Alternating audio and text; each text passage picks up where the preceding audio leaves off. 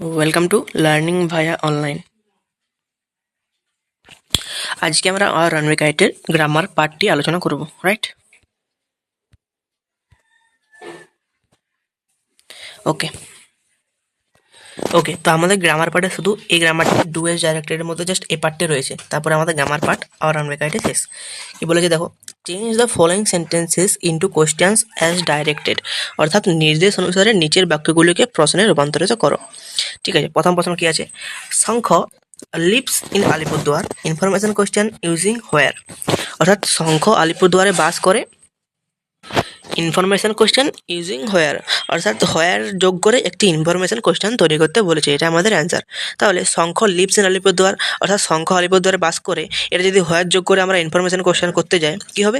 তাহলে হবে শঙ্খ কোথায় বাস করে, আলিপুরদুয়ারটাকে আমরা তুলে দেবো, শঙ্খ কোথায় বাস করে, where does Shankha live. Answer হবে Shankha lives in Alipurduar.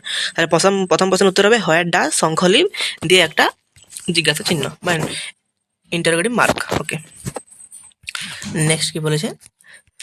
They have gone to a picnic, interrogative sentence using where, অর্থাৎ তারা বনভোজনে বা পিকনিকে গেছে। ইন্টারগেটিভ সেন্টেন্স ইউজিং হোয়ার, এখানে হোয়ার যোগ করে একটি ইন্টারোগেটিভ সেন্টেন্স আমাদেরকে করতে বলেছে। তাহলে they have gone to a picnic, তারা বনভোজনে গেছে। এখানে যদি আমরা হোয়ার যোগ করি তাহলে কী হবে? তারা কোথায় গেছে, আমরা এখানেও বনভোজনটা পিকনিকটা তুলে দেবো। তাহলে where have they gone, they have gone to a picnic, এটা অ্যান্সার। তাহলে where have they gone, they have gone to a picnic. তাহলে এখানে দুইয়ের সঠিক উত্তর হবে হোয়ার হ্যাভ দে গন, তারপরেও একটা exclamatory interrogative mark, right?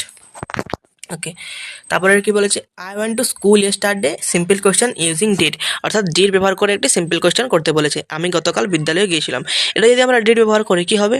Did I not go to school yesterday, প্রশ্নটা মানে হচ্ছে আমি গতকাল বিদ্যালয়ে গিয়েছিলাম, এটা আমরা ডিড যোগ করলে কী করে করবো আমরা?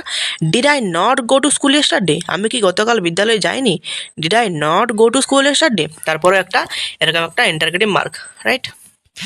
আশা করি বোঝা যাচ্ছে। যারা বুঝতে পারছো না আরেকবার ভিডিওটা দেখবে, আর কোথাও সুবিধা থাকলে কমেন্টে জানাবে।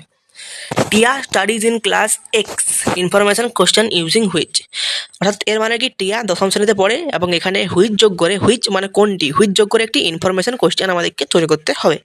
তাহলে এখানে উত্তর কী হবে? হুইচ ক্লাস ডাজ টিয়া স্টাডি ইন, তাহলে টিয়া স্টাডিজ ইন ক্লাস এক্স, টিয়া দশম শ্রেণীতে পড়ে। আমরা যদি হুইচ যোগ করি ইনফরমেশন কোশ্চেন করতে চাই তাহলে কী হবে? হুইচ ক্লাস ডাজ টিয়া স্টাডি ইন, ঠিক আছে?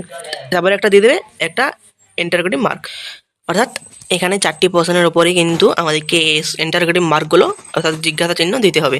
ঠিক আছে, উত্তরগুলো আমি দেখে দিচ্ছি আর একবার সকলে দেখে নাও। ওকে, অ্যান্সারগুলো দেখে নাও। প্রথম প্রশ্নের অ্যান্সারটা হচ্ছে হোয়ার ডাজ শঙ্খ লাইভস, তার জিজ্ঞাসার জন্য একটা।